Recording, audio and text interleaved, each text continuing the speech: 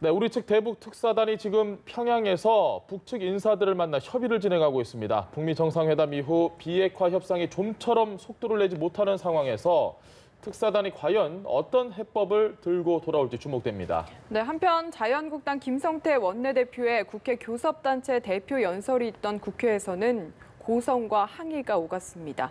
배경을 짚어보겠습니다. 정태근 전 한나라당 의원, 김관욱 계명대 교수 나오셨습니다. 안녕하십니까? 네, 안녕하세요. 오셨습니까? 교수님, 일단 특사단 방북에 대해서 먼저 짚고 넘어가시죠.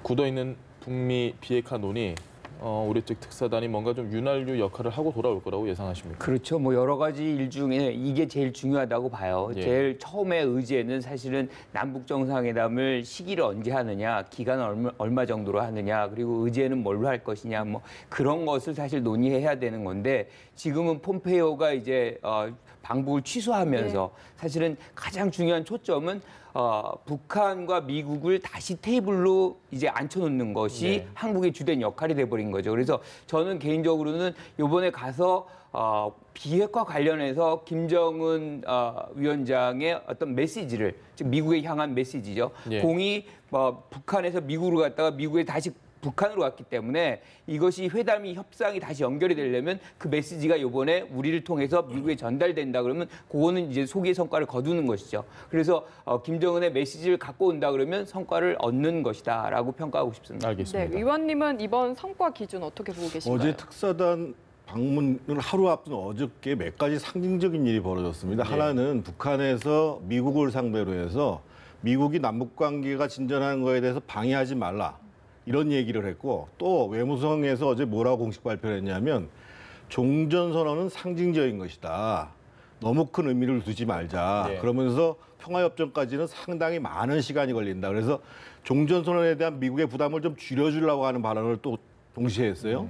그리고 또 하나 있었던 일이 뭐냐면 구구절에 지금 시진핑 주석이 안 가는 거로 결정이 났습니다. 예. 서열 3위인 이잔수가 한다고 그러거든요. 그거는 뭐냐면 중국도 미국의 입장을 고려하지 않을 수 없다라는 것들을 상징적으로 보여주는 거기 때문에 저는 이번에 정상회담의 날짜를 잡는 것도 중요합니다만 예. 북한이 저렇게 종전선언을 원하고 있다고 한다면 그러면 이번에 우리가 적어도 비핵화의 시작은 핵 목록을 갖다가 제출하는 것이다. 그래야지 사실은 미국과 대화가 가능하다. 그래서 그 문제를 좀 강력하게 설득을 하고 오는 것이 아마 최고의 성과가 아닐까. 그게 만약에 안 된다고 한다면 사실은 정상회담 날짜를 잡아도 예. 의미가 없어지는 것이거든요. 그래서 지금 미국의 의지가 강력히 실리고 북한도 한 발 빼는 상황이기 때문에 그런 점들을 고려해서 좀 성과를 냈으면 좋겠습니다. 알겠습니다. 여러 가지 좀 기대하는 바가 있는데 우리 정치권으로 한번 끌어들여서 얘기를 좀 나눠보시죠. 판문점 선언, 이 국회 비준 동의 이 부분에 대해서 일단 교수님 생각은 어떠세요? 이게 빨리 좀 진행이 돼야 된다고 보십니까? 그렇죠. 저는 왜 이거를 야당에서 일부 야당이죠. 전부 다는 아니고 예. 비준동의 하는 것을 좀 기다려야 된다. 아직까지는 뭐 우리가 하면 안 된다. 뭐 이렇게 얘기하는지 이해가 안 돼요. 왜냐하면 비핵화 이 판문점 선언을 보면 가장 핵심은 비핵화거든요. 예. 그러니까 우리가 그 안에 있는 것들은 거의 우리가 원하는 것들이에요. 그런데 그 부분을 전 정부 차원에서 우리가 보장을 한다 그러면 그것 자체가 우리가 압박 효과를 북한에게 발현할 수가 있는 거거든요. 그래서 이 부분을 실질적으로 비핵화를 만약에 안 한다. 예. 그럼 우리가 이것도 뭐 집행 안 하면 됩니다. 그러니까 이게 조건부 그 안에 들어가 있는 거예요. 그런데 이 부분을 우리가 늦춘다 그러면 그만큼 우리가 이 부분을 추동하는데 힘이 안 생기는 건데 왜 비핵화를 지금 북한의 어떤 비핵화 조치를 더 끌어내야 되는 이 장면에서 예. 왜 초당적으로 이것을 안 하는지 저는 그게 잘 이해가 안 돼요. 뭐 예컨대 이런 우려를 할 수가 있죠. 예컨대 그 북한은 비핵화를 좀 늦추고 우리가 이제 다른 어떤 재정이 들어가는 부분들을 더 이제 많이 하는 예. 그래서 제재 구멍이 뚫리는 뭐 이런 것들 상상할 수 있는데 사실 그건 불가능하거든요. 왜냐하면 우리가 지금 북한에 하고 있는 제재라는 것은 우리가 하는 제재가 아니라 유엔에서 하는 거기 때문에 지금도 뭐 제재 요만큼이라도 풀려 그러면 한국 유엔 대표부하고 미국 유엔 대표부하고 유엔에서 만나가지고 예외 상황을 만들어서 지금 하고 있는 거예요. 하기 때문에 이런 제재가 구멍을 뚫릴 수 있는 것은 전혀 불가능합니다. 그래서 실질적으로 우리는 이 부분에 오히려 우리가 비준 동의를 먼저 해서 명분을 잡고 북한 압박하는 것이 훨씬 더 유용한 좀 더 지혜로운 방법이다라고 생각을 해요. 서둘러 해야 된다라는 입장이시고. 조금 저는 여당도 그렇고 정부도 그렇고 정치력을 좀 발휘했으면 좋겠는데요. 예. 그러니까 무슨 얘기냐면 이거를 비준으로 하지 말고 정치적인 지지 결의안으로 좀 바꾸자는 겁니다. 왜 제가 이 말씀을 드리냐면 여기서 몇 차례 말씀을 드렸는데 저희가 비준이라 하면 조약이나 협약 또는 그 의정서에 대해서 국회에서 최종적으로 의결을 하는 겁니다. 그래서 반드시 진행되는 과정들인데 이번에 예를 들면 판문점 선언에 보면 1항의 5번째에 보면 동해선 및 경의선 철도와 도로 연결 및 현대화 사업을 한다. 예. 그리고 이제 2항의 2번째에 보면 서해 북방 한계선 일대를 평화수역으로 지정한다. 이렇게 나와 있어요. 그래서 이 문제는 앞에 거는 상당한 재정이 수반되는 겁니다. 기본적으로. 그리고 실제로 다 아는 것지만 이번에 철도 공동사업도 못했는데 예. 아마 바닥부터 완전히 다시 사업을 하면 몇 조가 들어갈지 모른다는 거거든요. 그리고 이제 평화수역 문제는 이게 이제 영토의 문제예요. 그래서 이것을 비준적 성격을 가지려면 사실은 이거보다도 더 상세한 내용들, 예. 평화수역은 어떻게 운영할 것이다. 그리고 그 한계선을 어떻게 할 것이다. 뭐 이런 내용에 대한 국회의 보고가 있어야 되고 마찬가지로 이제 철로 문제도 예. 어느 정도 예산을 우리가 부담할 것이다라는 내용들이 따라야지 사실은 모든 조약을 비준하는 검토가 그런 거거든요. 예. 그래서 여당에서 이거를 계속 비준동의라고 얘기하지 마시고 그럼 지지선언으로 하자. 지지결의안으로 하자. 그러면 야당도 한별 부담이 덜어지는 거거든요. 설득이 가능한 문제고. 근데 자꾸만 의장님도 그렇고 여당에서 비준 얘기를 하니까 외통위에 있는 강석호 위원장은 다 상정 못하겠다고 얘기하는 거예요. 비핵화 예. 문제가 진행도 안 되면. 그래서 저는 조금 정부도 그렇고 여당이 정치력을 발휘해서 일단 지지결의안 정도로 하고 예. 앞으로 비핵화가 진행되면 이것을 조약적 성격을 갖는 비준으로 가면 되는 거죠. 그때 가서. 그리고 제가 말씀드렸던 것처럼 상세 내용들을 국회에 보고를 해야 되는 거고요. 예, 알겠습니다. 네. 남북 문제도 그렇고 사실 이런 문제들 다 논의하려면 여야 5당 대표 자주자주 만나야 할 것 같은데 오늘 새로 지도부 선출된 다음에 처음으로 만났습니다. 뭐 정례화 하겠다고 합의까지 했다던데. 그렇죠. 이름을 초월해라고 이름 잘 지었네요. 예, 아주 잘 여러 가지 의미가 있는데 예. 어떤 당파나 뭐 이런 것들을 초월해서 뭔가 국익의 차원에서 문 의장과 5당 대표가 만나겠다. 뭐 그런 걸로 좀 해석을 하고 싶어요. 하도 지금 사실은 민생국회라고 이름만 얘기를 하고 있지 예. 입법화가 된 것이 하나도 없어요. 그러니까 이 정도가 된다 그러면 뭐 야당에서 뭐 여당이 뭐 반기업적인 뭘 한다 뭐 비판할 근거가 없는 거예요. 왜냐하면 뭐 법안이 통과된 게 아예 없습니다. 그래서 뭐 상위 같은 대표가 와가지고 이런 식으로 가면 기업들이 경제 활동을 할 수가 없다고 불평불만을 이제 토로할 수 있을 만큼의 어떤 환경적인 상황이라는 거죠. 그래서 저는 이렇게 이런 상황에서 5당 대표가 만난 건 아주 잘했고 그런데 이것이 이제 정례화된다는 것도 예. 결국은 이해관계가 좀 맞아 떨어졌다고 봐요. 그러니까 예컨대 이해찬 대표 같은 경우는 뭐 당을 주도해야 될 거 아니에요. 협치, 민생 뭐 이 얘기를 하면서 사실 들어왔기 때문에 그 부분에서 가장 절실한 것이고 뭐 예컨대 김병준 대표 같은 경우는 원외잖아요. 네. 원외인데 그런 위상을 사실 못 누리는데 이런 자리에 온다 그러면 본인이 얘기하고 싶은 것들을 조금 더 높은 위상에서 얘기할 수 있는 당 내를 조금 더 이런 자리를 통해서 활용할 수 있는 그런 수단이 될 수 있는 것이고 손학규 대표라든가 정동영 대표도 원하는 법안들이 있거든요. 선거개혁이라든가 뭐 네. 이런 것 등등의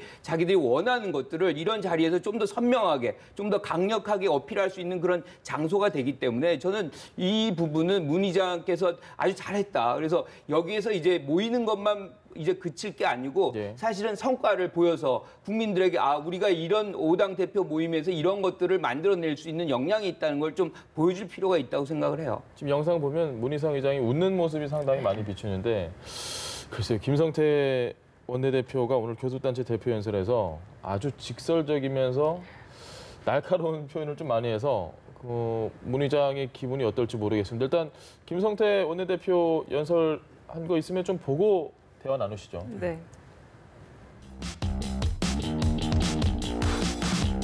마이클 잭슨의 문워킹처럼 한국 경제가 미끄러지듯이 뒷걸음질 치고 있다. 문재인 정권의 경제 헛발질 문워킹에는 단식과 절규가 지배층과 시민들의 방탕함이 극에 달해 로마는 쇠퇴의 길을 걷게 됩니다. 이 정권 핵심 인사들의 보도 불감증이야말로 진짜 적폐 아닙니까?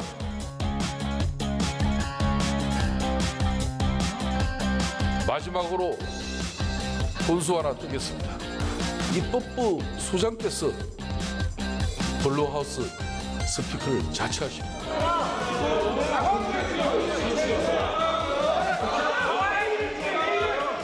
국회의장을 모욕하면 국회의장이 모욕당하는 게 아니라 국회가 모욕당한다는 사실을.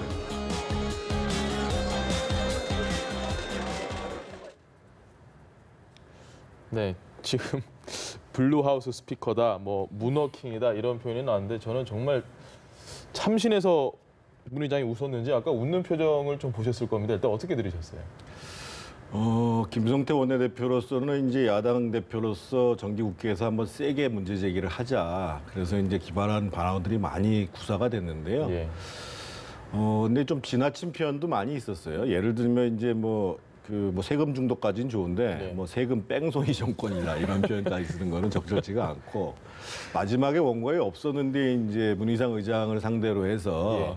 청와대 대변자가 되지 말아달라. 그러니까 우리 이제 의회 하우스 스피커인데 왜 이제 블루하우스를 대표하냐 이런 얘기인데 저것도 조금 좀 정중하게 얘기했으면 저는 의미가 있었다고 보여집니다. 그러니까 의장이 정말 정부를 견제할 수 있는 사실은 거의 유일한 데가 입법부거든요. 그렇죠. 그래서 이제 그런 것을 했으면 좋았을 텐데 조금 그 표현하는 과정들이 좀 지나침이 좀 있었던 것 같고 또 그렇다고 해서 또 여당 의원들이 또 자리에 앉아서 고성을 하고 그것도 사실은 안 좋은데요.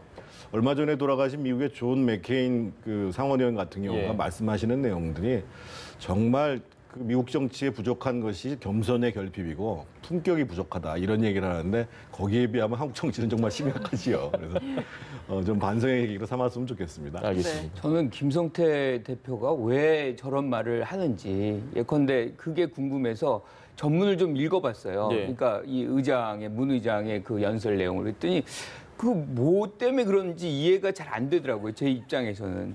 그러니까 지금 그 부분이 이제 판문점 선언 이제 비준해야 된다는 거, 뭐 예. 등등의 것들, 적폐청산해야 된다는 거, 뭐 등등의 것들이 사실은 현 정부가 주장하는 것과 유사하다 그래서 그거를 블루하우스 스피커다. 이렇게 얘기하는 거는 저는 온당치 않다고 생각해요. 왜냐하면 의장도 하나의 정치인이거든요. 그러니까 의장이라는 분이 하는 역할이란 것은 회의를 공정하게 진행하는 거지만 본인 스스로도 하나의 정치인인 것이지 생각을 의장이 됐다 그래가지고 뒤바꿔서 갑자기 중립적 위치로 갈 수는 없는 거거든요. 예. 자기만의 어떤 독특한 정치상을 갖고 있는 것이기 때문에 그래서 그 얘기를 했다 그래가지고 하나의 어떤 하수인처럼 이렇게 이 표현을 한다는 것은 좀 굉장히 온당치 않고요. 제일 중요한 것이 사실은 이런 어떻게 보면 굉장히 극단적인 표현이죠. 이런 것들이 반복적으로 지금 한국 국회에서 일어나고 있어요. 이것들은 국민들에게 뭘 주냐면 이 국회를 희화화하고 이게 어떤 수준을 계속해서 저 사람들이 수준이 좀 떨어진다는 것을 항상 인식하게 하는 그런 걸로 작용을 하고 있거든요. 그래서 언젠가는 이걸 좀 끊어내야 되는 장면이 반드시 있어야지 여기서 아직도 뭐 보통 길거리에서도 안 쓰는 단어를 여기서 쓴다 그러면 우리가 그 사람들을 뽑는데 많은 비용을 지불하잖아요. 시간도 보내고 투표 장소도 가고 생각도 하고 이것에 대한 어떤 회의감을 들게 해서는 안 되는 거죠.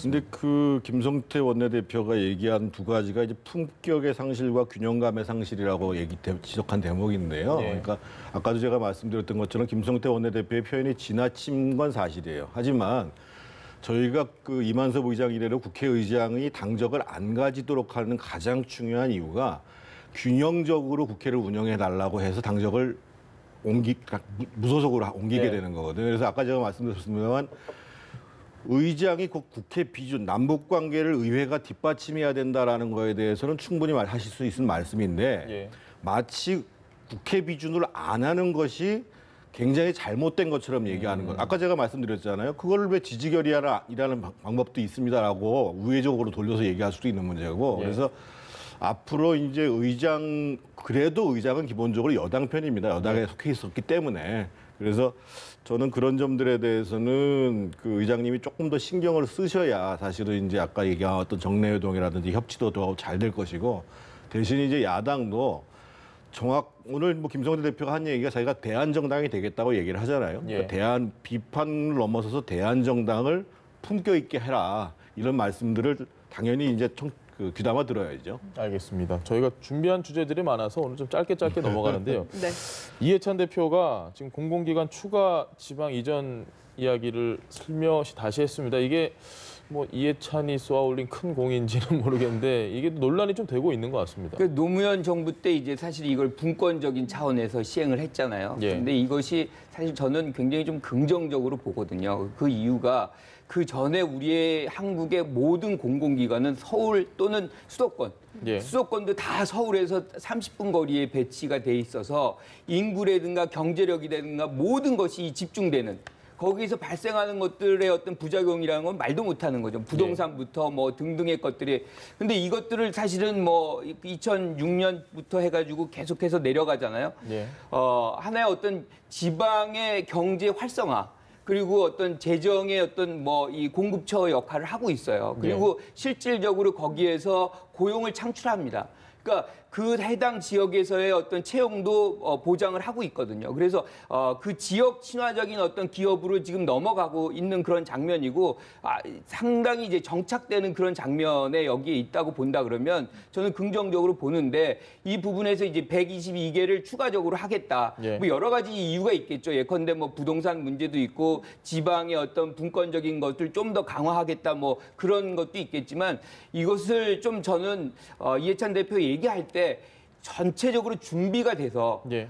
상당히 뭔가 문제점이 있고 뭐가 어떤 이득이 있고 이런 것들을 각 지역별로 또 다 다를 거 아닙니까? 이런 부분들을 좀 정치하게 좀 분석을 다 마무리된 다음에 얘기를 하는 것이 좀 맞겠다. 이렇게 툭 던져놓으면 사실은 이 받는 방향이라는 것이 막 우왕좌왕할 수도 있단 혼란스럽죠, 말이죠. 지금. 예. 그렇죠. 이제 이런 것들을 좀 미연에 방지하는 그런 어떤 언급들이 나와줘야지 부동산도 지금 여러 가지 얘기가 나오잖아요. 예. 30만 원을 더 짓겠다, 뭐 이 그린벨트 얘기 이런 것들은 혼란을 줄 수가 있거든요. 그래서 이런 것들을 얘기할 때는 좀 더 정치한 준비 같은 것들이 좀 필요하다라고 생각을 해요. 정 의원님도 일단 큰 틀에선 동의하십니까? 저 의견? 지금 그 공공기관 지방이전이 노무현 정부 때만 있었던 건 아니고요. 예. 박정희 정권 때 1973년도에 이제 40개가 이제 울산권으로 수도권으로 이제 옮겨갔고, 그 다음에 이제 전두환 정권 때 98년도, 80년도에 대전권을 중심으로 해서 10개가 옮겨갔고, 그 다음에 다시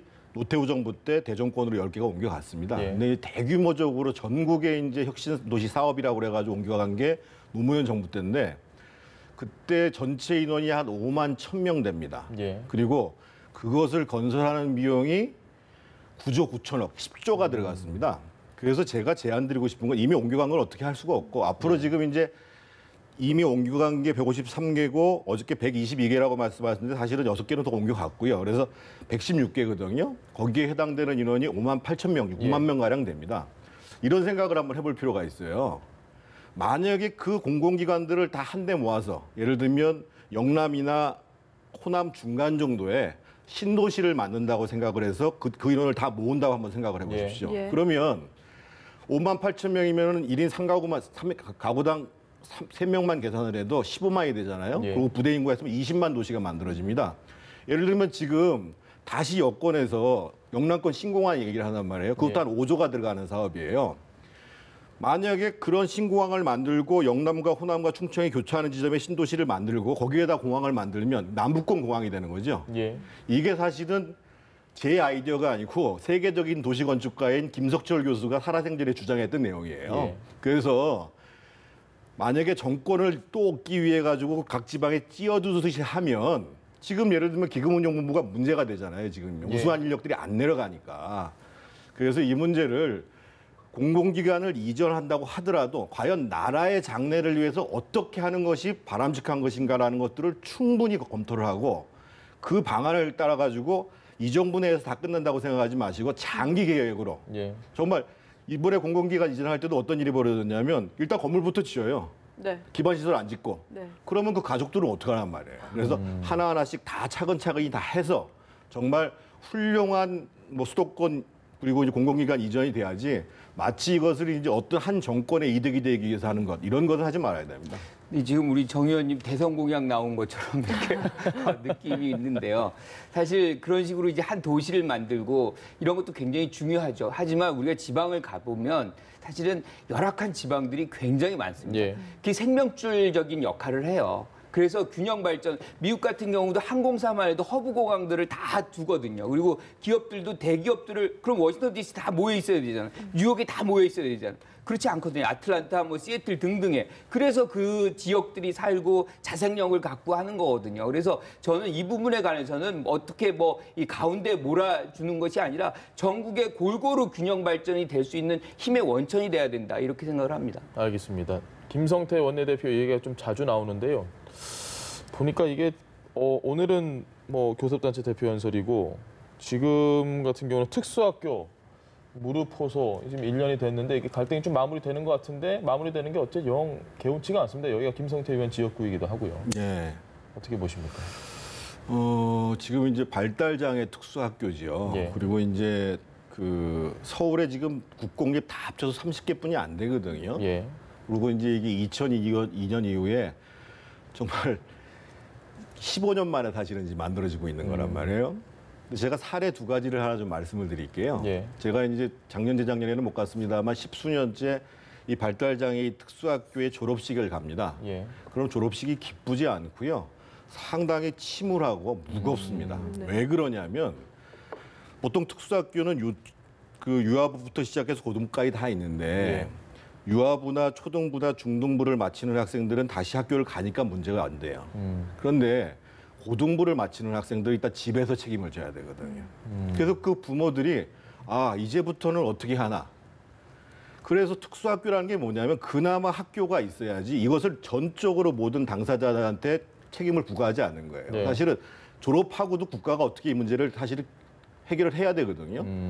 그런 의미를 갖고 있는 것이 특수학교입니다, 기본적으로. 그 특수학교라는 것이 발달장애인을 위한 최소한의 예. 그런 이제 제도인 거고. 근데 작년에 제가 그 근처에 있었는데 젊은 엄마들이 그 한편에 그때 이제 박근혜 재판이 진행될 때였거든요. 예. 그래서 막 탄핵 시위 나와서 내가 얼마나 고생했는데 이런 얘기를 하다가 이게 논의로 나왔어요. 그랬더니만 뭐 김성태 이것도 제대로 해결 못해 막 이런 식으로 예. 그리고 구청장은 뭐 하는 거야 이러면서 그 학교가 못 들어오게 해야 된다는 거죠. 특수학교 설립이 하면 무슨 안 된다. 얘기냐면 한편에 있어서는 굉장히 저기가 있는 것처럼 생각을 하면서도 자기 재산권의 침해에 대해서는 견디지를 못하는 거예요. 우리 동네 안 된다. 그러니까 말이에요. 그래서 제가 그때 이걸 보고 야 정말 심각하다. 지금 이제 내년에 개교하니까 17만 명 만에 개교하고 지금 아직도 서울에 한 8개 구는요 특수학교가 없습니다. 그래서 이 문제에 대해서는 정말 우리 시민들이 일단 정말 좀 선진적 의식들을 가지시고 앞으로 진행되는 이러한 특수학교, 장애인 학교 이 문제에 대해서만큼은 예. 자기 재산권의 침해 문제하고는 차원이 다르게 생각을 해야 된다. 이 문제를 제가 꼭 말씀드리고 싶어요. 알겠습니다. 네. 그럼 예, 말씀하시죠. 예.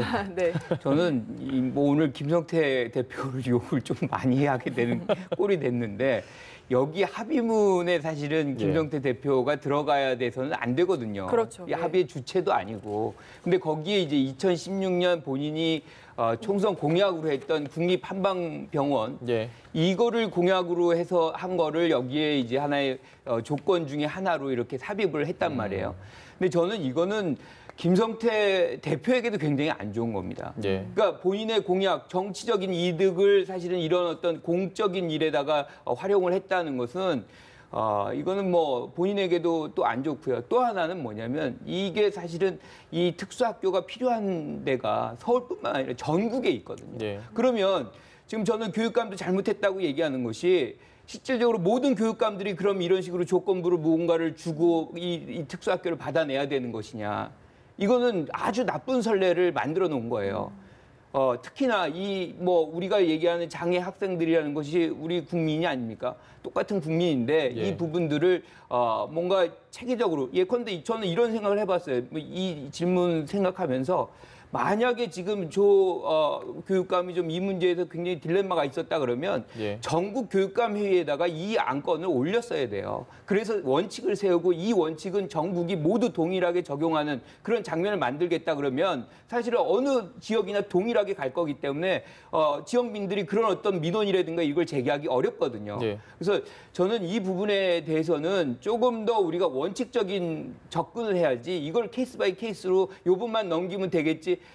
아니요. 특수학교의 수요는 계속해서 증가되고 이게 정신적인 질환이 더 커지고 있기 때문에 이 부분에 대해서는 조금 더 우리가 체계적으로 접근할 필요가 있다고 생각을 해요. 제가 좀 설명을 드려야 될 것 같은데 예. 아마 조희연 교육감도 그렇고 김성태 의원도 이 합의문이 의미가 없다는 걸 알고 합의를 했을 거예요. 왜 예. 무슨 얘기냐면 그러니까 지역 주민들한테 생색내기 위해서 한 건데 예를 들면 학교 부지, 그러니까 공진초등학교죠. 그 부지는 교육청 소유입니다. 예. 네. 그리고 그것에 대해서 다른 건물을 짓기려고 용도 변경을 해야 되는데 그 권한은 또 누가 갖고 있냐면 시장이 갖고 있습니다. 예. 그리고 한방병원은 누가 하고 있냐면 복지부에서 하는 사업입니다. 그래서 기본적으로 이 문제가 해결이 되려면 먼저 복지부에서 한방병원이 한방병원은 필요합니다. 왜냐하면 지금 대전에 한의학연구원이 있는데 예. 대한민국 한의학이 굉장히 지금 떨어지고 있거든요. 예. 중국에 비해서. 그래서 한방병원이 과연 필요한가에 대한 것들이 설정이 돼야 되고 그런 다음에 그러면 실제로 어떤 예산과 어떤 부지를 할 것인가가 결정이 난 다음에 그런 다음에 이 부지를 만약에 교육청에서 내겠다고 그러면 교육청이 국가한테 파는 겁니다. 땅을요. 상징적 합의인 거네요, 사실상 지금. 상징적, 그러니까 협조하겠다라는 수준인 거고 그래서 앞으로 지금 말씀하신 대로 앞으로 만약에 특수학교를 짓는데 모든 지역 주민들이 문제를 제기를 하면 거기에 대해서 이번에 또 복합시설도 지어지거든요. 그런 일은 앞으로 없어야 되는 거고 이번 합의 자체도 합의에 의미를 둬서는 안 됩니다. 지역 주민들이 잘 아셔야 되는데 실제 한방병원이 만들어지는 것은 앞으로 예를 들면 무슨 그 강서구에 땅이 나오면 거기다 무조건 짓는 게 아니고 예. 복지부의 사업 타당성에 기초해서 한방병원 건립 사업이 먼저 정리가 돼야 되고 그리고 만약에 학교 용지가 비어 있다 그러면 그것을 용도 변경해야 되고 알겠습니다. 그걸 매입한 다음에 진행되는 사업입니다. 지금 가장 사실 이 특수학교 설립을 원하셨던 분은 그 몸이 불편한 아이들의 부모님들이실 텐데 사실은 그 부모님들이 지금 야 이런 식으로 합의할 거면 하지 말자라고 오늘 오전에 거리로 나왔습니다. 이 얘기는 너무 마음이 아픈 얘기거든요, 사실. 그렇죠. 이게 사실은 알리지를 않았다는 거예요. 예. 그러니까 교육청에서 이분들에게 이런 합의가 있었다는 걸 알리지 당사자인데, 않았, 지금. 당사자죠. 알리지 않았다는. 저는 그건 굉장히 중요한 잘못이라고 생각을 하고요.